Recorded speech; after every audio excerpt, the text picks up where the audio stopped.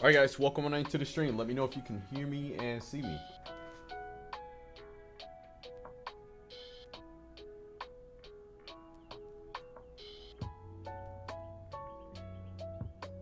Alright, there we go.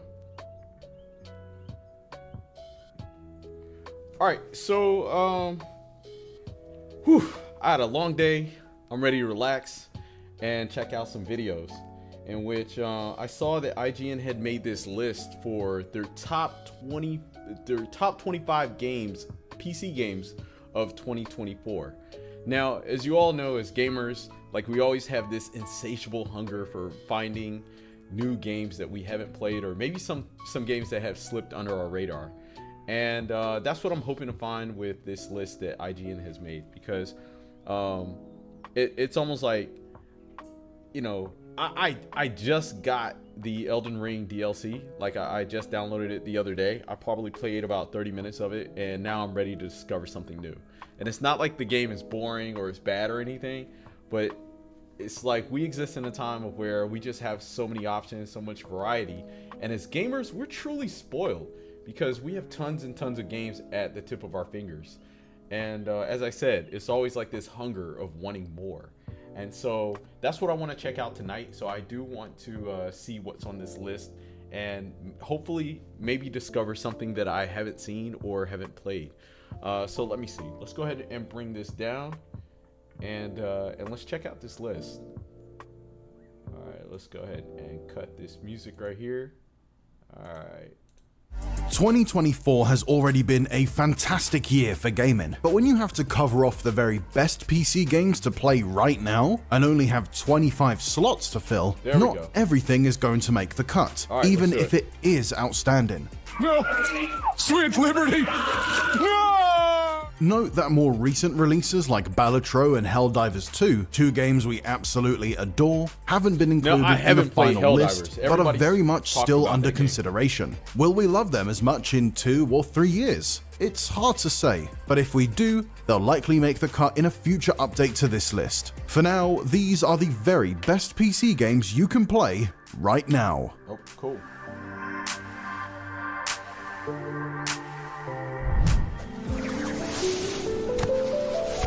Hollow Knight is one of the best modern Metroidvanias around. It's beautiful, expansive, and full of delightful secrets to discover that can keep you playing for dozens of hours. The Kingdom of Hollow Knight. Now, I have seen this game all over Game Pass, in which I was thinking about playing it, but I don't know. Metroidvania games, I just don't like the back and forth with them.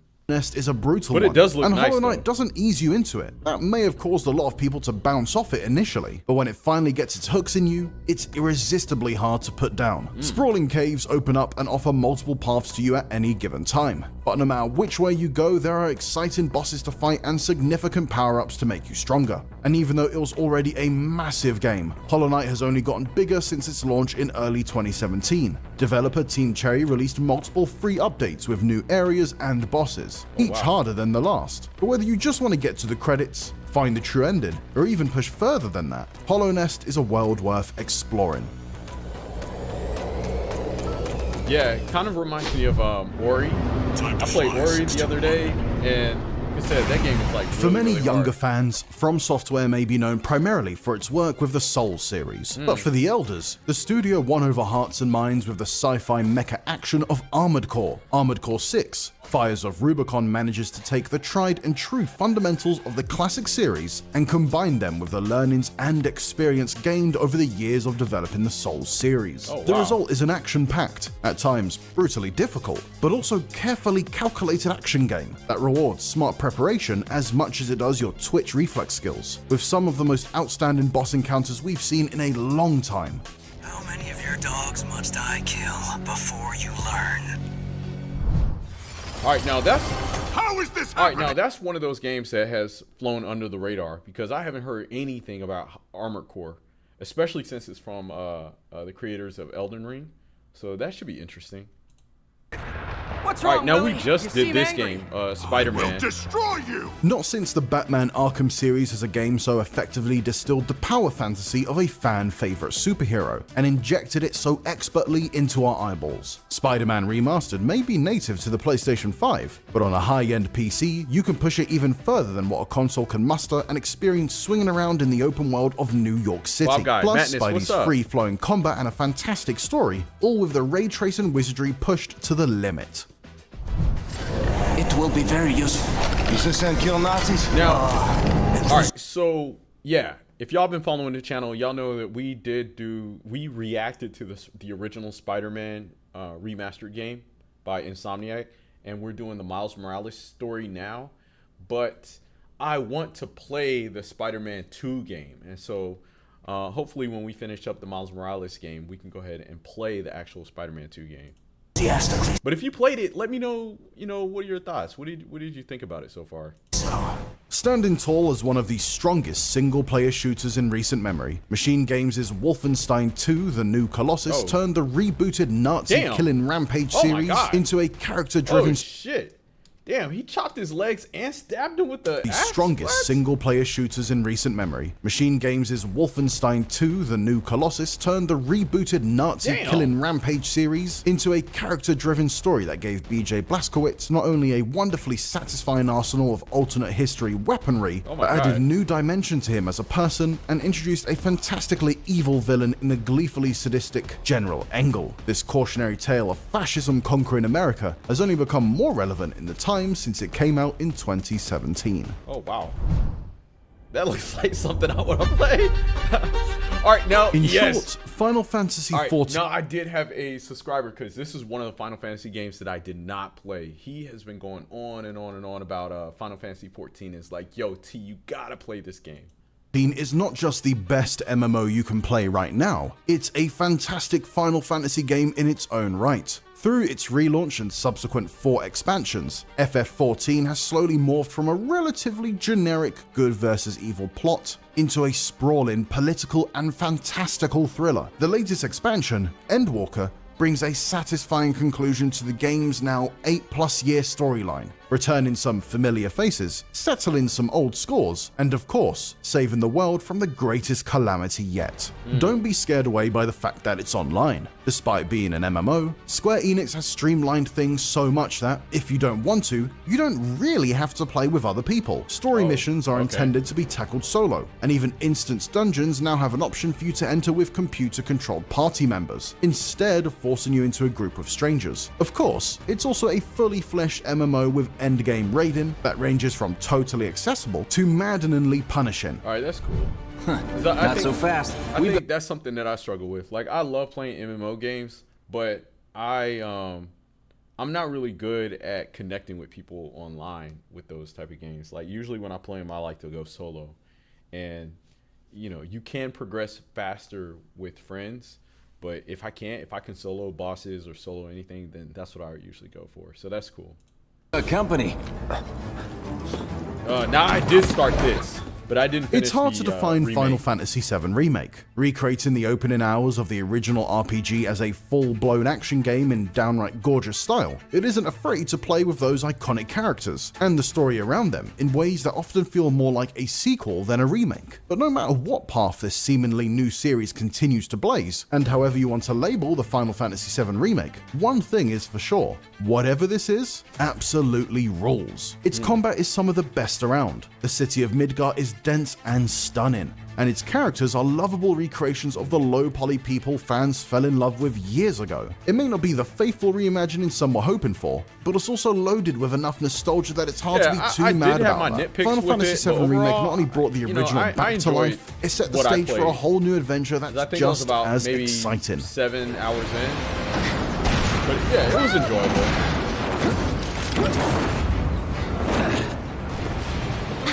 Okay, that was pretty cool. All right, come on. See, the other thing is, like, I stopped playing it because Tasha and we had started ramping up doing the reactions on the channel, and I was like, yo, it might be really cool for us to do reactions to the Final Fantasy VII storyline because I really like the original. And when we were uploading the videos, they didn't really get that many views, and so we kind of put it down. But she was asking me if we were going to get back into Final Fantasy VII, and I was like, well, you know, if we have an audience for it, then we'll continue the story, but we'll see. Oh, now I haven't played this yet. Bingo. Simultaneously one of the newest games on the list, and also the oldest. The 2023 remake of 2005's Resident Evil 4 took everything that made the original a standout action horror classic and modernized it to thrill present-day gamers just as much as it had those who always saw it through rose-tinted glasses. Rebuilt from the ground up, it builds tension with high-intensity combat against a ferocious cast of creatures, and brings the Resident Evil world to life with rich detail as the story rapidly guides you through a series of unwaveringly impressive action sequences. There have been many games that have attempted to evoke RE4 style over the years, but none that nailed it quite as well as this. All right, so Resident Evil 4 is one of those games that the remake is one of those games that I definitely had on my list to play. But I have this feeling that I would get it and maybe not play it all the way through. So I think that was one of the main reasons why I haven't picked it up yet. Get in the boat, boy. Oh, man. God of War made a huge impact when it launched as a PlayStation exclusive in 2018, even taking home IGN's Game of the Year award. But its greatness didn't hinge on its platform, and its arrival on Steam in early 2022 opened it up to a whole new audience, one that should absolutely take the opportunity to play it if they haven't before. This reinvention of the classic series is truly fantastic, all the way from its excellent and challenging combat to the incredibly touching story that weaves it together. It's gorgeously presented and thorough in its detail, taking advantage of its roots while innovating on them in a way that feels fresh again. It's a true standout from the last decade, and absolutely deserves to be counted amongst other PC greats now that it's here. Reacting to the God of War story was truly an experience. So I can imagine playing the game is going to be better. Doom. One of the greatest reimaginings of a classic game ever made, the 2016 reboot of Doom held nothing back as it launched us face first into a horde of space demons and invited us to rip and tear them to shreds. Then feast upon the glowing bits that popped out so that we could do it again and again. While the sequel, Doom Eternal, arguably improved on the combat by making it even more technical, for us, nothing beats the relative simplicity of the satisfying slugfests of Doom. This wildly aggressive style of single-player action felt like it broke first-person shooters out of a rut. The year before had seen Call of Duty Black Ops 3, Battlefield Hardline, Halo 5 Guardians, and Star Wars Battlefront, all of which focused on multiplayer and didn't age especially well. Doom, however, has become even easier to appreciate with how well it holds up, and it's not hard to notice its influence in the games that have come along since. Alright, so I am glad that they mentioned Doom and gave a little bit more information on it, because I do remember when Doom Eternal came out, I kind of skipped past it because I was playing Modern Warfare, I was playing Halo, and so many other first-person shooters, and I was just like, I didn't feel like it was anything different. And so watching this kind of makes me feel like I might have missed out on something special, so might have to check that out. Hitman. I've never been a fan of the Hitman all of the deviously designed scenarios from IO Interactive's recent Hitman trilogy under one banner, Hitman World of Assassination is too good to pass up. With all of the rich, rewarding, and highly replayable sandboxes at your fingertips, there's virtually no end to the cold-blooded and often hilarious trouble you can cause as Agent 47. Tracking down a multitude of surprising and imaginative assassination opportunities requires examining every nook and cranny, carefully observing every NPC's behavior, and making full use of every piece of gear and weapon. And getting away with a perfect hit with no one even knowing you were there is one of gaming's biggest and most satisfying thrills. Benner, what's up, man? I was just talking about you earlier. They had showed Final Fantasy. Technical problems 14. with the PC version kept Nier Automata off this list in the past. This game but with is the fun. Steam user reviews now giving a very positive all clear, its popularity with the IGN staff has powered it into a strong position. This action RPG opus delivers a ridiculously entertaining journey full of awesome ideas that is equal parts strange and beautiful. There are few games like it in the way that it bounces between genres and styles, offering a roller coaster of different gameplay opportunities, wrapped up in a fascinating futuristic dystopia story with many possible endings, encouraging us to poke into every corner of its engrossing world. Couple that with frenzied combat and an unforgettable soundtrack, and it's more than worth checking out if you missed it. Oh man. All right, so I will say Nier Automata was fun. That was a blast. It was a complete masterpiece. Great soundtrack, great gameplay, graphics, everything. My only complaint was I felt like it was too short and it was too easy. If they upped the challenge a little bit and the story was a little bit more complete, then it would have been a better experience. But nonetheless, I still think it was a masterpiece. Half-Life. Oh. Valve's first Half-Life game in 13 years reminded us of the signature innovation that made this series so special, and why its return was so anticipated. Just as the first Half-Life proved you could tell a compelling story in a first-person game without taking control of the camera away, and Half-Life 2 pioneered physics-based puzzles and combat, Half-Life Alyx set a new standard for polish in virtual reality shooters, and is truly a unique experience. It's so impressive, in fact, that we believe this fully justifies investing in a VR headset for your PC if you haven't already. Alyx's full-length campaign pulls out all the stops for an amazing and horrifying battle against aliens and zombies, where the simple act of reloading your weapon becomes a desperate life-or-death struggle as headcrabs leap towards your actual face. Other VR games have great shooting, but even more than a year later, nothing has yet matched Valve's level of detail. Clever three-dimensional puzzles and excellent and often funny performances from its cast break up the action, and it's all capped off with a fantastic ending that made the decade plus we had to wait for the third coming of Half-Life almost feel worth it. Okay. Yeah, I missed out on that one too, because I think I played Half-Life 2 and that Stanley, was it. I've had a great idea. I want to add new endings and new content, new adventures for you. Won't it be fun?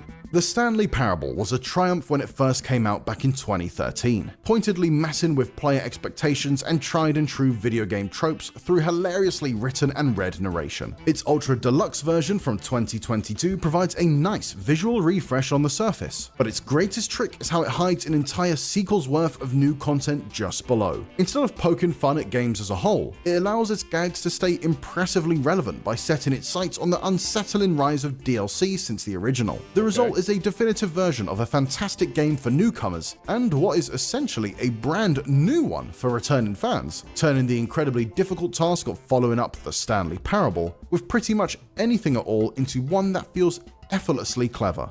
Okay. Looks odd. Outer Wilds.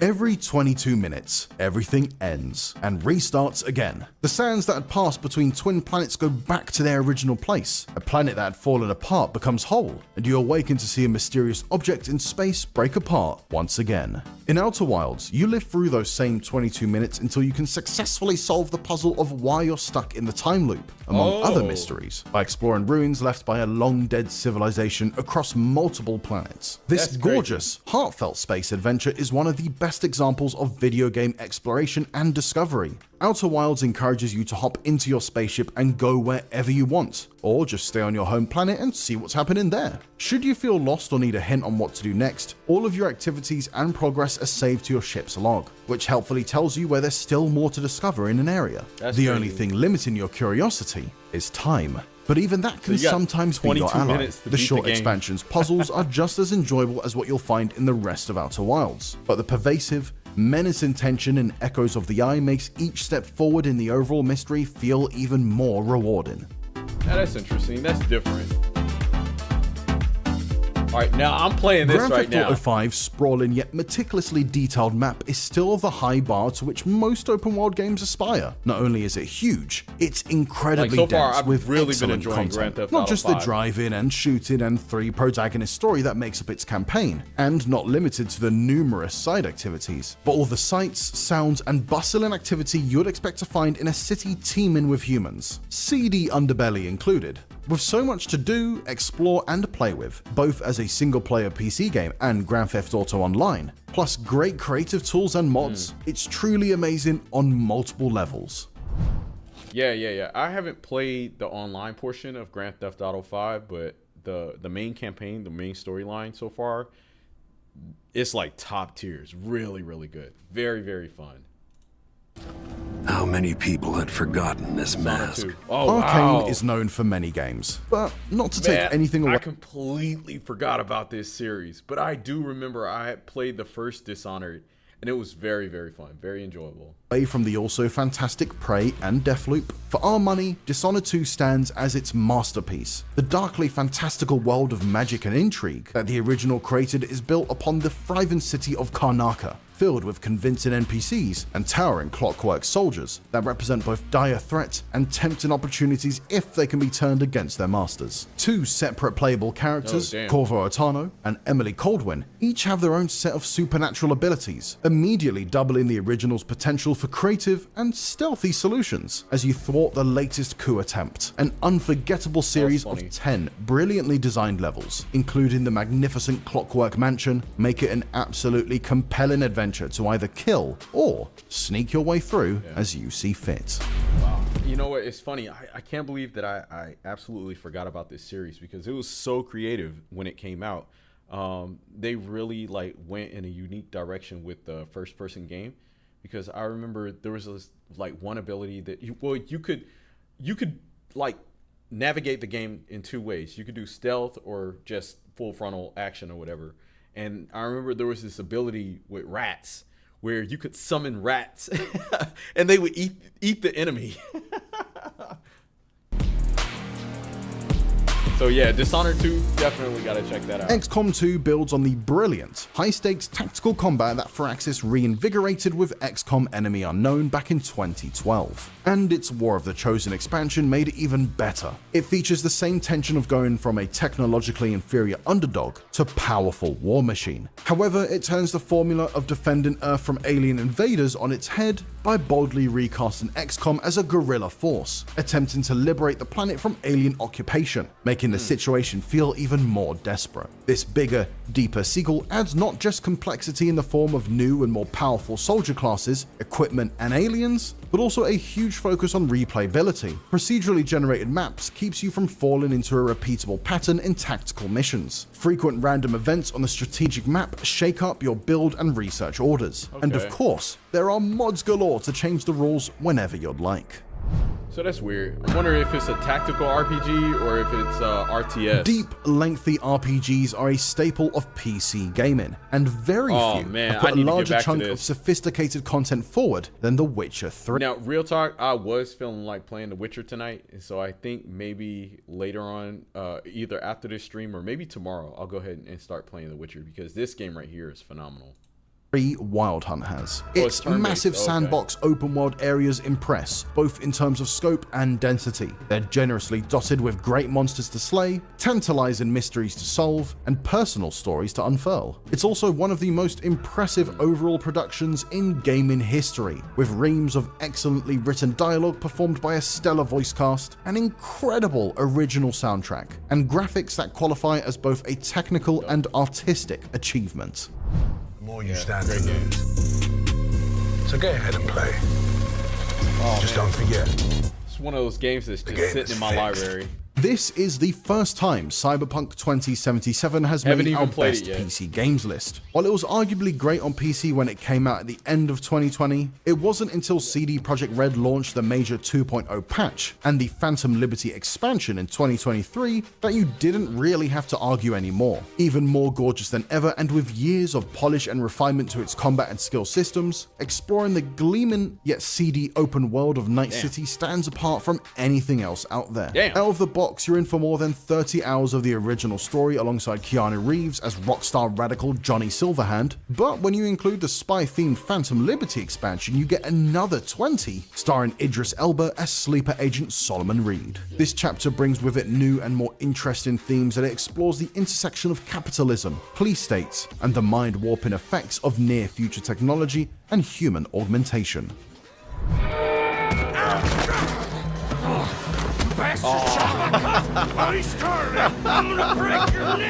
Arthur Morgan. Now y'all already know we're doing Red Dead Redemption on the channel, in which I think we've come close to the end, and now we're doing the epilogue with John. And so far, I absolutely love this game. This game is a whole masterpiece, and I cannot wait until I jump into my playthrough. But because of time and everything that we have going on, Everybody's saying that we should finish because we're gonna be doing Red Dead Redemption 1, and then I think that's when I'm gonna start my playthrough. But I can't wait to play this game.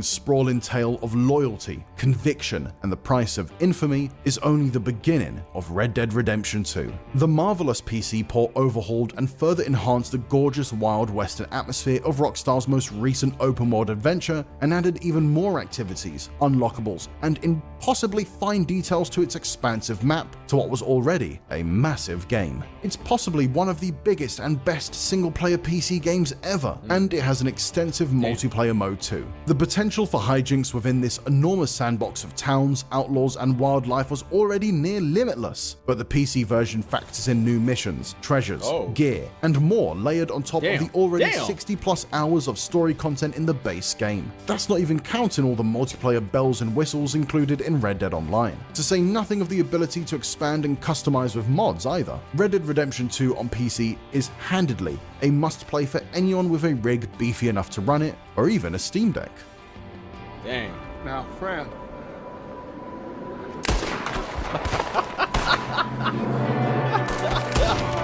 Oh, man.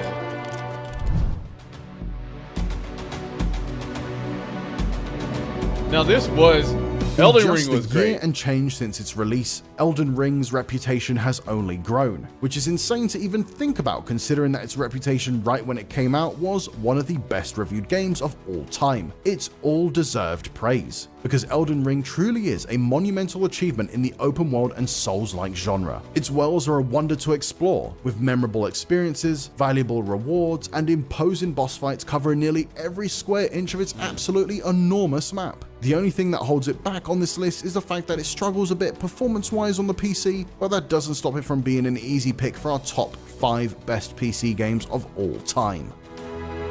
Yeah, Elden Ring is good. Slay the Spire. In a roguelite, Wow. variety is king. Slay the Spire's constantly changing decks of ability cards, powerful and transformative relics, and the 4 drastically different This beat out Elden Ring? A card game? What? What is going on?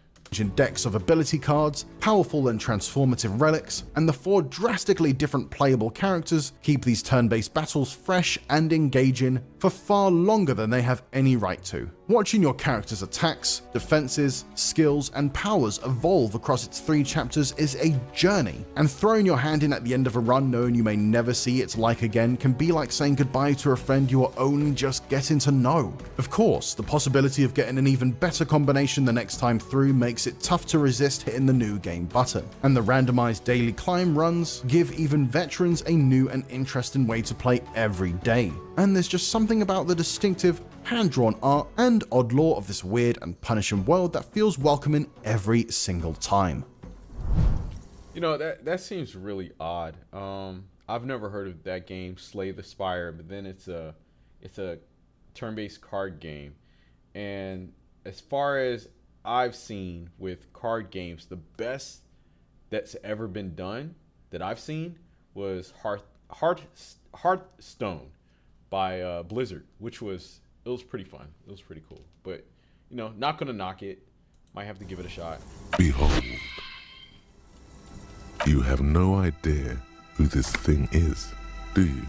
Disco Elysium took age-old CRPG mechanics and created something entirely modern with them. As well as transplanting the dice rolls and deep dialogue options from Dungeons & Dragons into a lesser-seen noir detective setting, it offers entirely original ways to play, such as debating against 24 different sections of your own brain, each representative of a different skill or trait. Your down-and-out detective is thrust into circumstances where you must solve a murder. But as with all great stories, it's not the conclusion that is solely gratifying, but the journey through a ludicrously detailed world and cast of characters you took to get there. It's all supported by some of the best writing seen in a game to date, and playing Disco Elysium feels entirely fresh and pretty much unlike anything else you'll experience on PC in any era, let alone this one. Interesting. I'm not sure how to feel about that.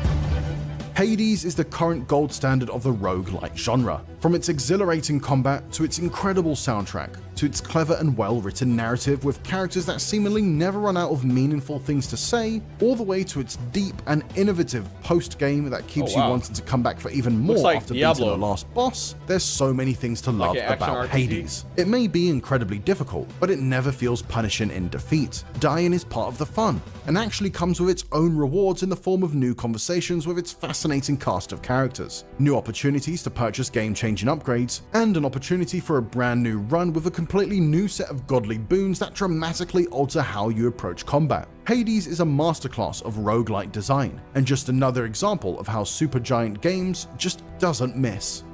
Okay, alright. Interesting.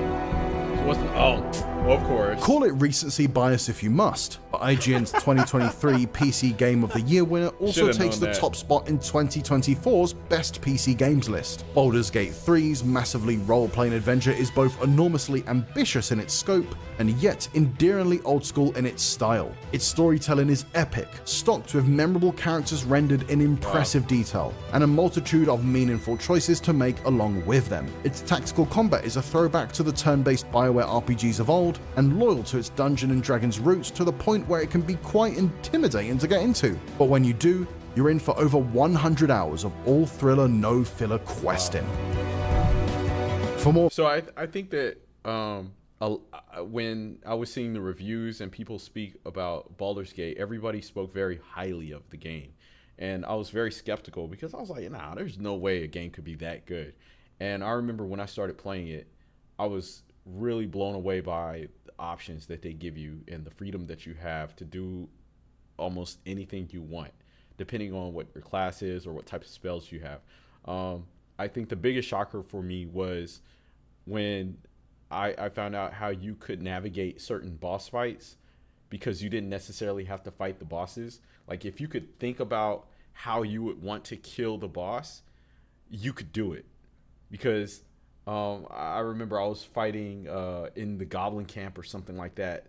There was like one of the guys and I had turned invisible and then pushed him off the ledge. And I couldn't believe that you could do that. But I was like, that was really cool. So yeah, Baldur's Gate, I can see why they put it as #1. Definitely deserves it. Videos like this one, make sure to check out our picks for the 25 best Nintendo Switch games or our best reviewed games of 2023. So yeah, so that was pretty cool. I did see a couple of games on here that I wasn't familiar with that I want to check out, as well as some games that I am familiar with and need to revisit, because I do have Cyberpunk on my Steam account. I just never played it yet. But then Hades looked really cool because I enjoyed my time in Diablo 4, and I haven't been back, but I've been looking for another game that's been similar, because Diablo 4 for me was only fun up until the end of the campaign. After that, the grinding and everything wasn't really fun. Like the loot system at the time was whack, and I wasn't really feeling it. But Disco Elysium looks really cool. I am willing to give this card game a shot, because I did enjoy playing Hearthstone, but this looks like it's adding a little bit more dynamics into it, because it looks like it has like turn-based fighting or some other elements in there. So that looked really cool. But Doom Eternal, and what was this game? Dishonored 2. Yeah. That looked really, really cool. And this Half-Life game, this did look cool too. You could tell a compelling... I thought they said that it was VR. And so I don't have VR headset or anything, but if it's on PC, I'd like to give it a shot. That looked really cool. But yeah, y'all let me know down below in the comment section if there's any games out there that wasn't on the list that you think I should check out, that you think is a complete masterpiece. Because they did name a lot of mainstream games, but I know that there's a lot of indie games that were like underrated gems. You know what I'm saying? And I'm definitely down for checking that out. But anyway, I'm gonna go ahead and get up out of here, guys. Thank y'all so very much for hanging out. As always, leave your thoughts down below in the comment section. Like, share, and subscribe, and I'll see y'all later. Take care.